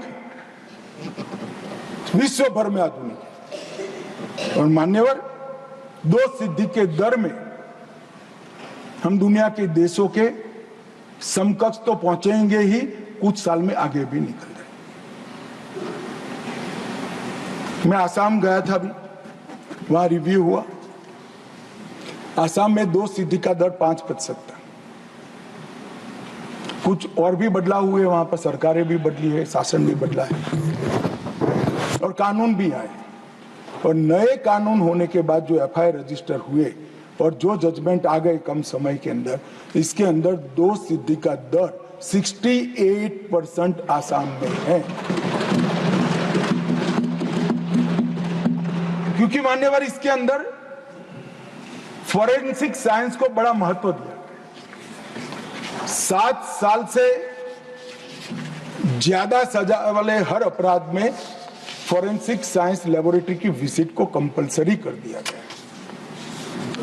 तो जहां तकनीकी साक्ष्य उपलब्ध होता है, फॉरेंसिक साइंस का साक्ष्य उपलब्ध होता है, वहां और साक्ष्य की जरूरत नहीं है। तो 200 साक्ष्य की फौज भी पुलिस नहीं लगाती है, और वो आधार पर ही आपका फिंगरप्रिंट मिल गया, सीन ऑफ क्राइम से मिला, डीएनए मैचिंग हो गया, आपका मोबाइल का टावर वहां लोकेट करता है और कुछ बाकी नहीं बचता है, सजा हो जाती है। और नजर से देखने वाले साक्ष्य की भी जरूरत नहीं है। भाई तेरा लोकेशन वहां है, तेरा डीएनए मैचिंग हो गया और तेरे फिंगरप्रिंट भी मिल गया, बचा क्या? और कई ऐसे दोष सिद्ध हो चुके हैं।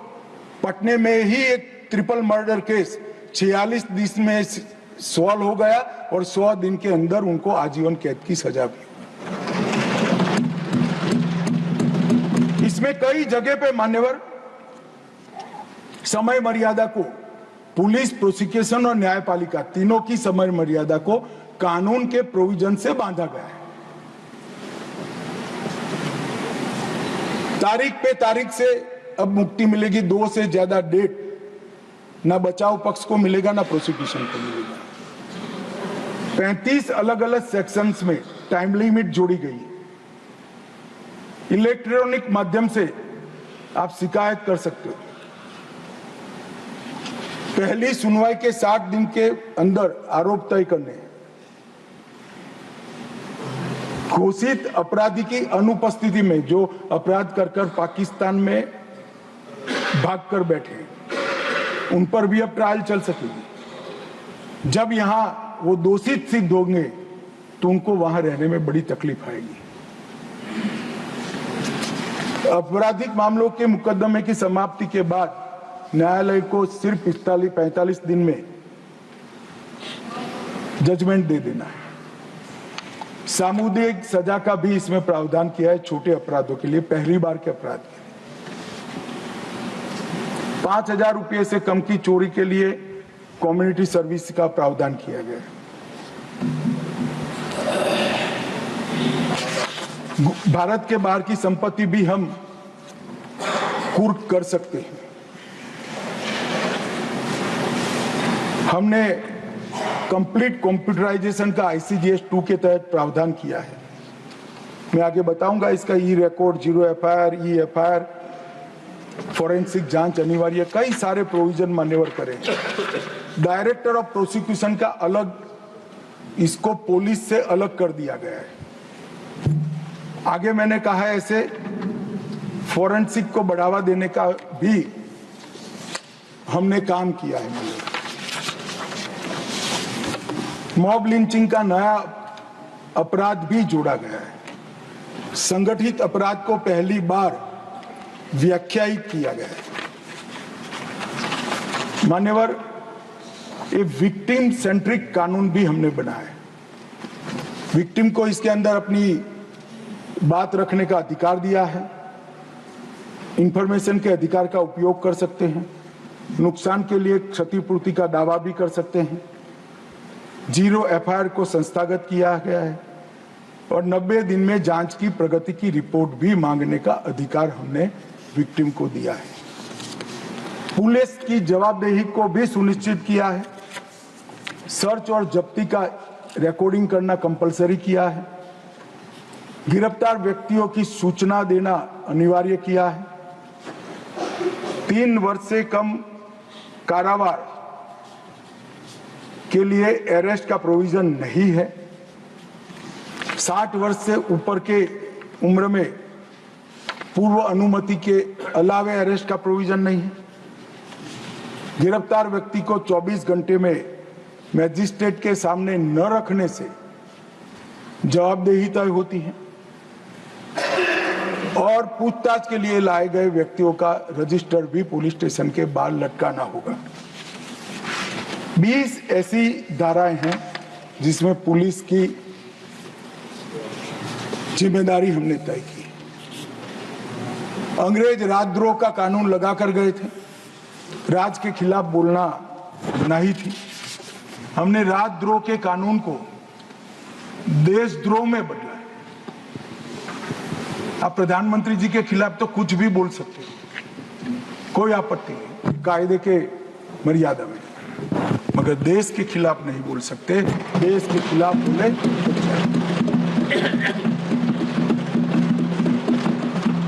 आज तक आतंकवाद की व्याख्या ही नहीं बनाई गई थी। पहली बार आतंकवाद की अधिकृत व्याख्या बनाई है। तकनीक को बढ़ावा दिया गया है। इलेक्ट्रॉनिक और डिजिटल साक्ष्य माने जाएंगे।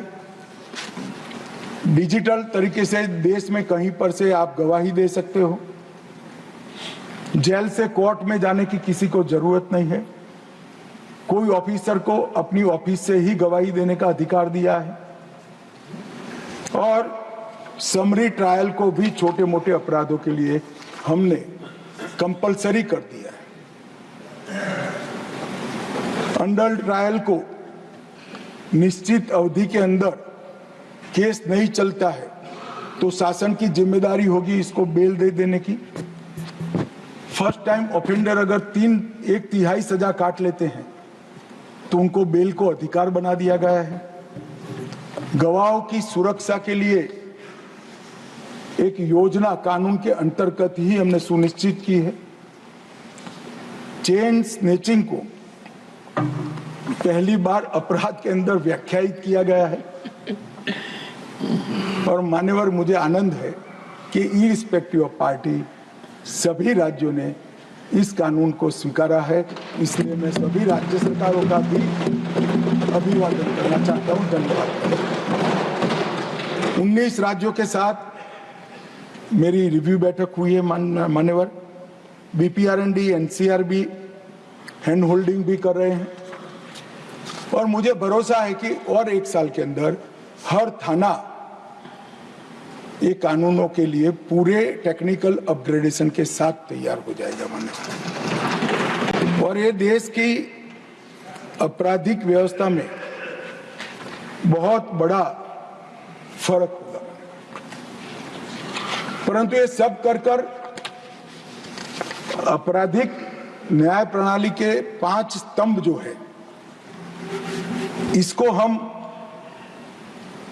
टेक्निकल दृष्टि से अपग्रेड नहीं करते हैं तो हम सफल नहीं हो सकते। तो हमने ई कोर्ट, ई जेल, ई फोरेंसिक, ई अभियोजन, ई साक्ष्य, ई समन, निदान, आईमोट, इटोस, एनडीएफओ और एनडीएसओ ये सारे प्रमुख घटक के साथ सीसीटीएनएस जो देश के 99.5% पुलिस स्टेशन को अब तक जोड़ चुका है, ऑनलाइन जोड़ चुका है, इसके साथ जोड़ने की हमने व्यवस्था की और कई सारे पोर्टल और डेटा बनाए हैं। सीसीटीएनएस आपराधिक का ट्रैकिंग, इसकी नेटवर्क सिस्टम है। आईसीजेएस हमारे पुलिस, न्यायालय, जेल, फोरेंसिक और प्रोसिक्यूशन को जोड़ता है। 1930 ये साइबर अपराधों के लिए हेल्पलाइन है, उसको भी इसके साथ जोड़ दिया है। मैप ड्रग्स ऐप वो नशीली दवाइयों के कारोबार के गुनहगारों को जोड़ता है। एनकोड सारी नशीली दवाइयों की सूचनाओं को इसके साथ जोड़ता है मान्यवर। मानस हेल्पलाइन वो गोपनीय सूचना ड्रग एडिक्ट्स की देने के लिए इसके साथ जोड़ी है। नफीस इसके अंदर 1,06,00,000 अपराधियों का फिंगरप्रिंट हमने करा है जिससे तुरंत ही अपराधी की पहचान हो सकती है। आपातकालीन प्रतिक्रिया 112 को भी इसके साथ जोड़ दिया गया है। क्राइम एक्ट ये टेररिज्म से जुड़े हुए, साइबर क्राइम से जुड़े हुए सारे अपराधों को जोड़ता है। सीमा बाढ़ निगरानी प्रणाली को भी इसके साथ जोड़ा है और स्मार्ट सिटी मिशन से अर्बन पुलिसिंग को भी जोड़ा है। और मान्यवर आने वाले दिनों में अलग अलग साइलोज में जो डेटा पड़े हैं ये डेटा को हम एक दूसरे के साथ बात करने वाला सॉफ्टवेयर भी बनाने के लिए हम इनिशिएटिव ले चुके हैं। और मान्यवर ये सारा साइबर अपराध जो है इसको रोकने के लिए हमने I4C बनाया है। मोदी जी ने I4C को बड़ा पुख्ता करने के लिए गृह मंत्रालय को पर्याप्त धन भी दी है और कठोर सूचनाएं भी दी है। और ये हेल्पलाइन में कोई भी कॉल आने के कुछ सेकंड के बाद ही आपके साथ धोखाधड़ी करने वाला व्यक्ति का बैंक अकाउंट कुछ सेकंड्स में सीज हो जाता है। और इसके साथ हमने वर्टिकल बनाए हैं। National cyber crime threat analytic unit, national cyber crime reporting portal, national cyber crime forensic laboratory, national cyber crime training centre, joint cyber crime investigation task force और cyber crime ecosystem management unit और national cyber crime research and innovation centre.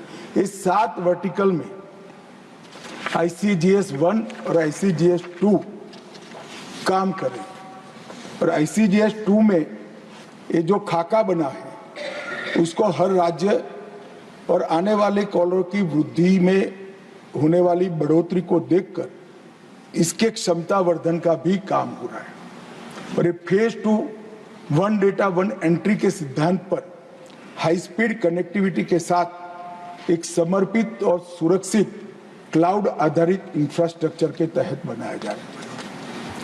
और मैं मानता हूं कि इसके बाद ढेर सारा डेटा हमने अब तक जो लेगेसी डेटा भी कलेक्ट किया है।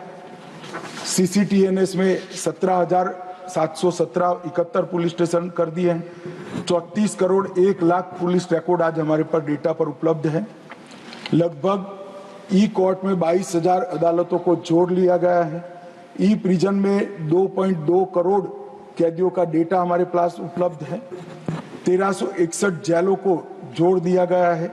ई प्रोसिक्यूशन में 1 करोड़ 93 लाख से अधिक प्रोसिक्यूशन केसों की सामग्री उपलब्ध है। ई फॉरेंसिक में 28,70,000 से अधिक फॉरेंसिक का डेटा देश की 117 फॉरेंसिक लैब का आज जमा हो चुका है। नफीस के अंदर 1 करोड़ 12 लाख का फिंगरप्रिंट का डेटा है। इंटीग्रेटेड मॉनिटरिंग ऑफ टेररिज्म में IMOT में UAPA के 22,000 केसों का डेटा हमने रजिस्टर कर दिया गया है। निदान में 8,11,000 से ज्यादा नार्को ऑफेंडर का डेटा उपलब्ध है। Human trafficking offender 1,28,000 human trafficker का डेटा उपलब्ध है और 16 लाख अलर्ट मैक के इसके साथ उपलब्ध है। मान्यवर, ये सारा डेटा अभी एक अलग अलग साइलोज में पड़ा है। अब हम आर्टिफिशियल इंटेलिजेंस का उपयोग कर ये सारा डेटा एक दूसरे के साथ बात कर कई सारे एनालिसिस, क्राइम कंट्रोल और क्राइम को रिस्ट्रिक्ट करने के लिए हमें उपलब्ध कराएंगे। ये लगभग 6 माह में ये सारा प्रयोग हमारा पूरा हो जाएगा। मान्यवर जी, जब हो जाएगा तब जो मैं कह रहा हूँ कि हमारी आपराधिक न्याय प्रणाली दुनिया की सबसे आधुनिक न्याय प्रणाली है, वो हवा में नहीं करा। 19 में अक्टूबर में हमने कानून बनाने की शुरुआत की। 23 तक कानून बन चुका, 24 में लागू हुआ और 19 की शुरुआत से ही ये सारे स्तंभ में हमने डेटा जनरेशन की शुरुआत की थी और 22 में हमने आर्टिफिशियल इंटेलिजेंस का उपयोग कर सॉफ्टवेयर बनाने की शुरुआत की, जो मुझे लगता है लेट से लेट दिसंबर तक बन जाएगा। मान लो ये सारा जब बन जाएगा तब अपराधियों को बचने की जगह नहीं मिलेगी और मुझे लगता है इसमें तो विपक्ष को कोई तकलीफ नहीं होनी चाहिए। मान्यवर, जब हम फॉरेंसिक साइंस की बात करते हैं तो हमने फॉरेंसिक साइंस के क्षेत्र में चतुष्कोणीय स्ट्रेटेजी अपनाई है। इंफ्रास्ट्रक्चर में मजबूती, विशेषज्ञों के मैन पावर का निर्माण और दुनिया भर की अद्यतन फॉरेंसिक टेक्नोलॉजी को उपलब्ध करना और R&D को बढ़ावा देना। हमने नेशनल फॉरेंसिक साइंस यूनिवर्सिटी की स्थापना की, जो तज्ञ युवाओं की फौज बना रहा है। 72 अलग अलग क्षेत्र में PhD तक के कोर्स बन चुके हैं। लगभग आज 5,137 विद्यार्थी हैं। 2 साल के बाद इसमें 35,000 विद्यार्थी होंगे, क्योंकि 14 राज्यों में फॉरेंसिक साइंस यूनिवर्सिटी की कॉलेज खुल जाएगी और R&D के लिए लगभग 30,000 रिसर्च पब्लिकेशन हम घोषित कर चुके हैं और 100 से ज्यादा रिसर्च प्रोजेक्ट अभी चल रहे हैं। 350 से ज्यादा वर्कशॉप और सेमिनार एक ही साल में हमने यहाँ पर बना दिए हैं, आयोजित करने का प्लानिंग किया है और ड्रग परीक्षण के लिए परिचयन नाम का एक स्वदेशी किट भी हमने बना है। CFSL को और मजबूत कर रहे हैं। राज्य के FSL को भी हम बहुत मदद कर आगे बढ़ाने का मान्यवर काम कर रहे हैं और इसके साथ साथ हम निर्भया फंड से डीएनए विश्लेषण की हर राज्य में एक लेबोरेटरी भी हम खड़ी करेंगे।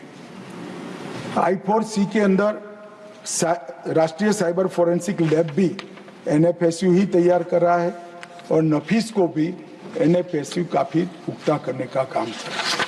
फोरेंसिक साइंस का ये जो वर्टिकल खड़ा हुआ है, उस वर्टिकल के माध्यम से हम 2 सिद्धि के प्रमाण को बहुत अच्छे तरीके से सुधारने में कामयाब होंगे, उसका मुझे भरोसा है। मान्यवर, आपदा प्रबंधन भी गृह मंत्रालय के जिम्मे है।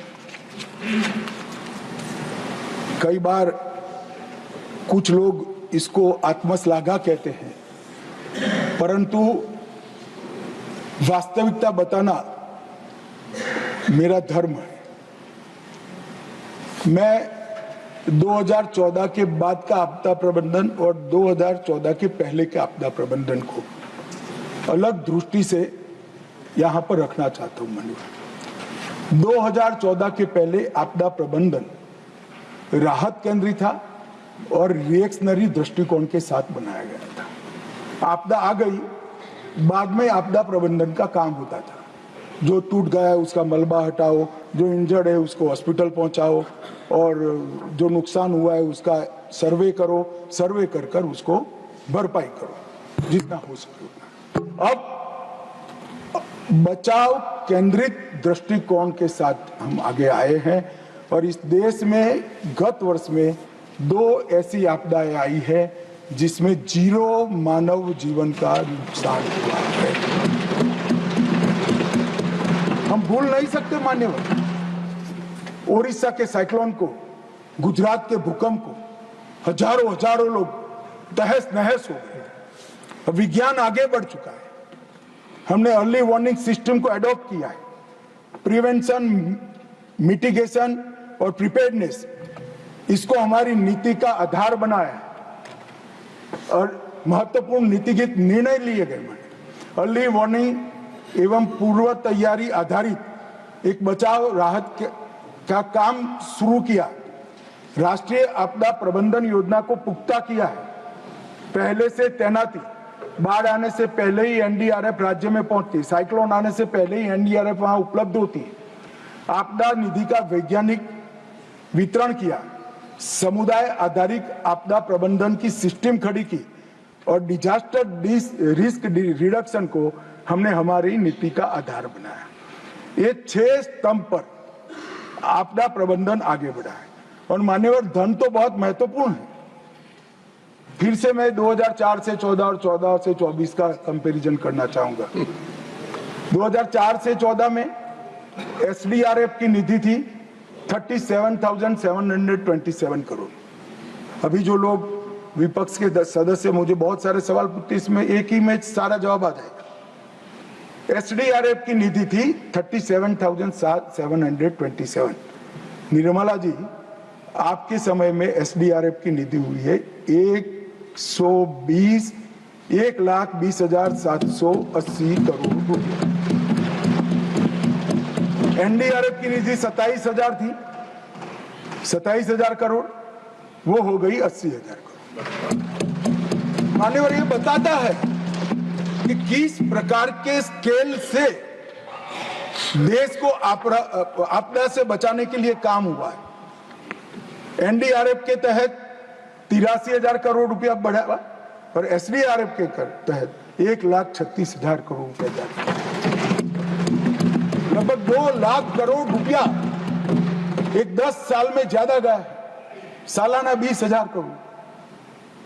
और आप सवाल उठाते हो, आंकड़े तो देखो भैया।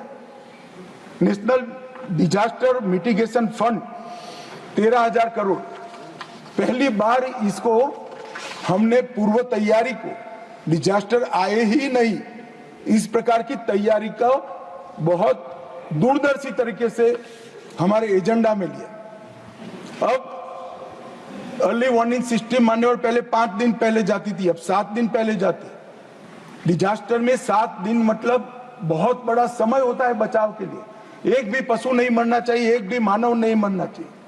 यहां तक भी वृक्ष भी अगर इसका प्रूनिंग ठीक से कर दिया तो वृक्ष पेड़ भी नहीं गिरेगा। 7 दिन का समय मिलता है। अब तक 4300 करोड़ से ज्यादा अलर्ट अलग अलग जारी कर दिए गए। एनडीआरएफ बल की सक्रिय उपलब्धता पहले से 183% बढ़ाई गई। 28 शहरों में रीजनल रिस्पांस सेंटर है। 250 करोड़ के रिवॉल्विंग फंड के तहत इमीडिएट उपलब्ध होता है। नागपुर के अंदर राष्ट्रीय आपदा मोचन बल की एक अलग एकेडमी की स्थापना 2019 में हुई। विभिन्न आपदाओं पर अंतर्राष्ट्रीय स्तर की ये 5 साल में 34 गाइडलाइन बनाई गई है। 112 इमरजेंसी नंबर में आपदा को भी समाहित किया है और अंतर्राष्ट्रीय स्तर पर भारत की भूमिका सुनिश्चित करने के लिए सीडीआरआई की स्थापना की। और मैं गर्व से कहता हूं इसमें 42 देश और 7 बहुराष्ट्रीय संस्थाएं आज हमारे सीडीआरआई के मेंबर हैं। मान्यवर, दुनिया में कहीं पर भी आपदा आती है, हमारा एनडीआरएफ प्रधानमंत्री तुरंत भेज देते। अग्निशमन के लिए भी हजारों करोड़ रुपया भारत सरकार ने राज्यों को दिया है। बाढ़ के खतरों में कलकत्ता, बेंगलुरु, हैदराबाद, अहमदाबाद, मुंबई, चेन्नई, इसके लिए हजारों करोड़ रुपया दिया गया। ऑपरेशन दोस्त के तहत तुर्की में भी मदद पहुंचाई, नेपाल में भी मदद पहुंचाई। कॉमन अलर्टिंग प्रोटोकॉल का सफल एकीकरण किया गया है। एनआईडीएमएस राष्ट्रीय आपदा प्रबंधन सूचना प्रणाली को सफलता से लागू किया है और आपदा प्रबंधन में श्रेष्ठ काम के लिए अब तक कोई पुरस्कार नहीं था।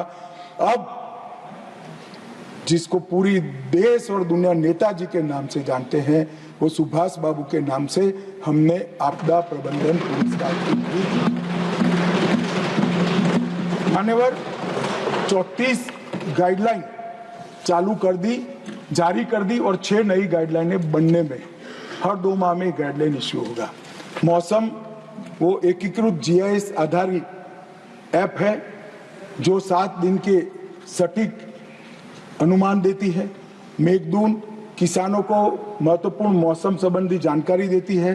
फ्लड वॉच बाढ़ की स्थिति और फोरकास्ट को रियल टाइम जनता तक पहुंचाती है। दामिनी लाइटनिंग स्ट्राइक के पहले अलर्ट का सिस्टम बना है। पॉकेट भुवन मैप और सैटेलाइट डेटा को विजुअल और वॉइस नेविगेशन सुविधा के साथ उपलब्ध कराता है। सचेत रियल टाइम जियो टारगेटेड अलर्ट प्रदान करता है। वन अग्नि वर्तमान वन आग की स्थिति की जानकारी फील्ड स्टाफ को देता है। समुद्र महासागर की जानकारी मछुआरों को देता है। भूस्खलन नोडल एजेंसी भूस्खलन अध्ययन की है जो राष्ट्रीय भूस्खलन सूची को समृद्ध करती है। प्रधानमंत्री फसल बीमा योजना को भी इससे आपदा प्रबंधन से हम काफी इनपुट देते हैं। और इंडिया क्वेक भूकंप के मापदंडों का ऑटोमेटेड प्रसारण करता है। माननीय, ये सारी 12 की 12 ने स्वीकृत किया है। सड़क घटक के अंतर्गत अरुणाचल प्रदेश, सिक्किम, उत्तराखंड में 136 गांवों को जोड़ने का काम समाप्त हो चुका है। 113 सड़कें, 8 एलएसबी परियोजनाएं समाप्ति के कगार पर है और इसके लिए 312 करोड़ रुपया खर्च हो चुका है। और अब अरुणाचल के 125 गांव सड़क से जुड़ चुके हैं। सिक्किम के 3, उत्तराखंड के 8 और 312 करोड़ रुपया कुल उसके लिए खर्च होता है। मान्यवर, सिर्फ योजना बनाकर नहीं, ये गांव मैंने जैसा कहा कठिनतम परिस्थिति में मेरे समेत 17 केंद्रीय मंत्रियों ने 8 जिलों के 17 वाइब्रेंट गांव में रात्रि निवास कर 48 घंटा और जमीन पर जाकर ये योजनाओं को कैसे लागू करना चाहिए, क्या हर्डल है, क्या बदलाव करना चाहिए और फिर इसका एक नया स्वरूप यहाँ कर बना है।